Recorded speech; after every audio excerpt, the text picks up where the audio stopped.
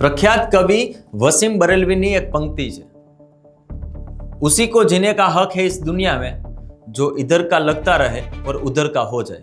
आ पंक्ति राघव चड्डा पर बराबर फिट बेसे छे, कारण के आम आदमी पार्टीना नेताओ एवो आरोप लगावी रह्या हता एना उपर के राघव चड्डा हवे बीजेपीनी भाषा बोली रह्या छे। तेमणे हवे धीमे धीमे जे ट्वीट्स कर्या हता बीजेपीना विरुद्धमां, पीएम नरेंद्र मोदीना विरुद्धमां, अमित शाहना विरुद्धमां, हवे तेओ धीमे धीमे तेने डिलीट करी रह्या छे અને અમુક ટ્વીટ્સમાં જે આમ આદમી પાર્ટીના નેતાઓ છે એને ટેગ કર્યા હતા તે પોસ્ટને હવે ડિલીટ બતાવી રહી છે।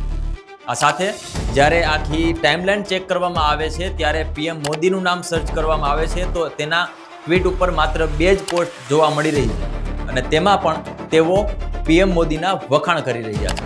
હવે જે આમ આદમી પાર્ટીના જે નેતાઓ છે એના ઉપર આરોપ લગાવી રહ્યા હતા તે ખરેખર સાચા ઠરી રહ્યા હોય એવું લાગી રહ્યું છે। આ બાબતે તમારું શું માનવું છે કોમેન્ટ બોક્સમાં ચોક્કસથી જણાવજો।